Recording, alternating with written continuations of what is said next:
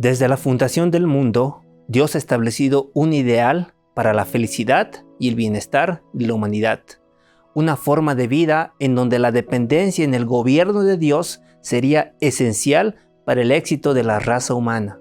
Sin embargo, desde nuestros primeros padres que permitieron el ingreso del pecado a este mundo hasta nosotros en la actualidad, hemos rechazado el gobierno de Dios por el deseo de un autogobierno que llevó al fracaso, a la muerte y al dolor en la antigüedad y que hoy día seguimos hacia el mismo fin. En contraste, pese al rechazo constante hacia Dios, este guió a su pueblo en su lucha por encontrar luz en la oscuridad. ¿Cómo lo hizo? Empecemos. Primeras naciones. Adán y Eva fueron los primeros seres humanos en rebelarse ante el gobierno de Dios. Tuvieron la ambición de sustituir a Dios y de ocupar su lugar. En Génesis 3:6 leemos: «Y vio la mujer que el árbol era bueno para comer y que era agradable a los ojos». Nos recuerda la evaluación que Dios hizo de su creación en Génesis 1:4, cuando dice: «Dios vio que era bueno». Este eco entre las palabras de Dios y las de Eva sugiere que ella ya había sustituido al Creador. El versículo termina: «Y tomó de su fruto y comió y dio también a su marido, el cual comió así como ella». Estos tres verbos solo habían sido asociados con el Creador hasta ese momento. Dios dio de comer, tomó al hombre y tomó una de sus costillas. Por tanto, Eva se comporta como si fuera la creadora. Asimismo, ambos, Adán y Eva, cosieron hojas de higuera y se hicieron delantales, nos dice Génesis 3:7, cuyo verbo hacer solo había sido utilizado hasta el momento en relación con el Creador. Ellos dieron inicio a una nación que intentó resolver sus problemas ocupando el lugar de Dios. Si bien luego hubo un arrepentimiento genuino por parte de Adán y Eva, no fue así de su hijo Caín, del cual surgió una nación que también se rebelaron abiertamente hacia Dios e intentaron tomar su lugar para autogobernarse. En la historia de la Torre de Babel vemos términos como hagamos, atribuido a la decisión de los tres integrantes de la deidad que fue sustituida por la iniciativa conjunta humana. Hagámonos un nombre, por si fuéramos esparcidos sobre la faz de toda la tierra, dice Génesis 11:4. Los constructores de Babel tenían la misma ambición que Eva, querían ser como Dios. Estos pasajes nos muestran la tendencia histórica de no solamente rebelarnos ante el gobierno de Dios, sino que anhelamos a ser igual a Él y usurpar su lugar sin medir las consecuencias eternas que conlleva esta decisión: dolor, miseria, muerte y hasta la muerte eterna. No permitamos que Satanás plasme su engaño en nosotros, como lo hizo con Eva y la descendencia de Caín. Solución a la ambición de las naciones. Frente a la rebelión de las naciones del mundo, Dios hace un llamado especial a un hombre para que de su simiente naciera una gran nación.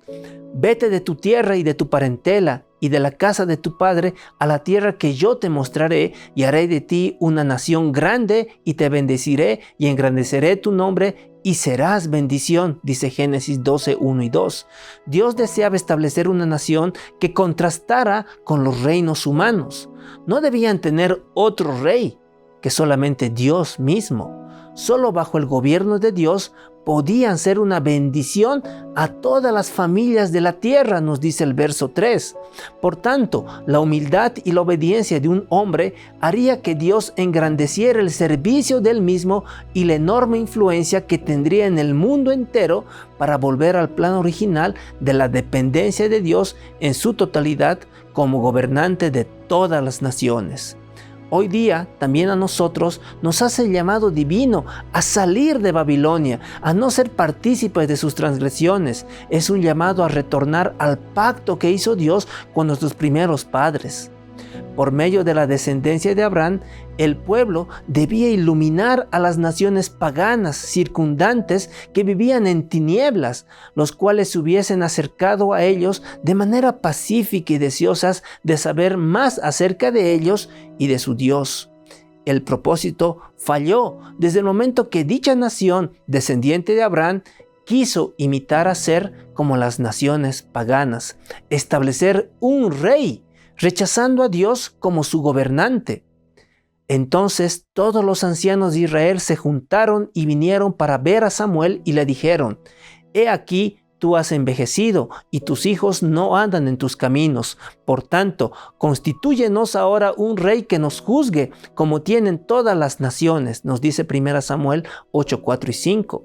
Pese a la advertencia que Dios les hace, lo que implicaba tener un rey al tener impuestos, trabajos forzados, pérdida de libertades y sobre todo que la naturaleza humana hace que los poderosos tiendan a gobernar para su propio beneficio, ellos insistieron en copiar este sistema y entonces las consecuencias no se dejaron esperar.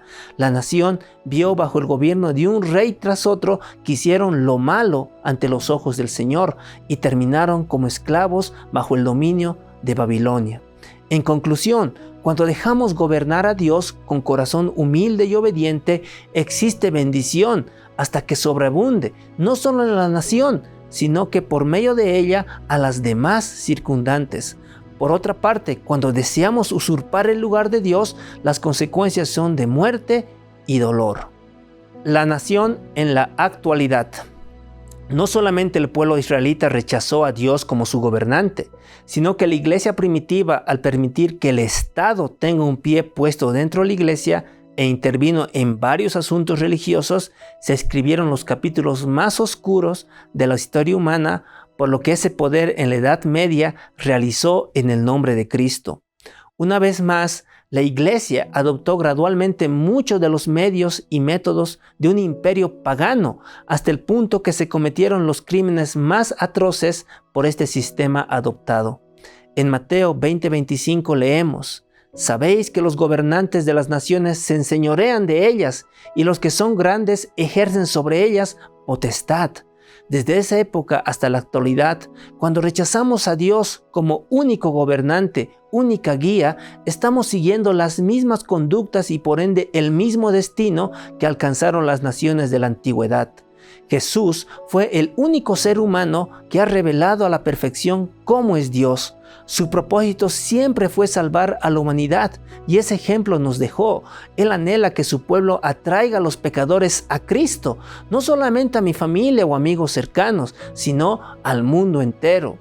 Vi volar en medio del cielo que tenía el Evangelio eterno para predicarlo a los moradores de la tierra, a toda nación, tribu, lengua y pueblo, nos dice Apocalipsis 14:6. Esa es nuestra misión, querido hermano y amigo. Por medio de nosotros, Dios quiere bendecir a cuanta persona alcance mi influencia, sea presencial o por otros medios de mayor alcance. Antes de la segunda venida de Cristo, esta tierra será iluminada por la gloria de Dios, nos dice Apocalipsis 18:1. Esta es la luz que reflejará la nación y el pueblo de Dios al mundo entero con su mensaje y su servicio desinteresado.